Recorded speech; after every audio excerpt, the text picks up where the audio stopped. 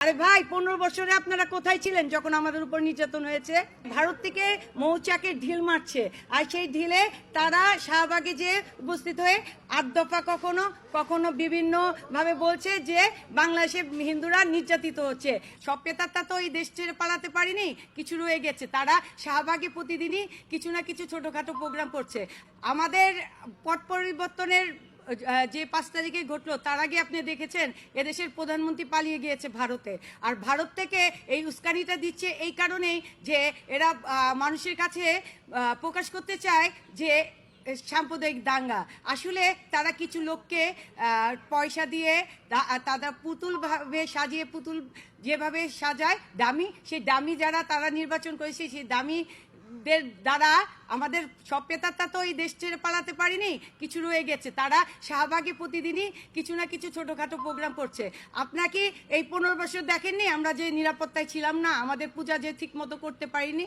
আর এই 2 মাসে, এই অল্প দিনের মধ্যে আমরা সারা বাংলাদেশে প্রতিটি মণ্ডপ, আপনারা জানেন যে কলাবাগান মাঠে যেখানে দুর্গা উৎসব হতো, সেখানে তারা পূজা করতে দেয়নি বিগত দিনে যারা ছিলেন অবৈধ সরকার। এবার কিন্তু সেখানেও সাড়ম্বরে পূজা হচ্ছে। আপনারা দেখেছেন ওয়ারি পূজা মণ্ডপ ভেঙেছিল, সেই ওয়ারি পূজা মণ্ডপে এবার পূজা হচ্ছে। আমি তাই বলবো যে ভারত থেকে যেটা দিচ্ছে ওটা ওদের স্বভাবই মধুবল্লা চাকে ঢিল মারা।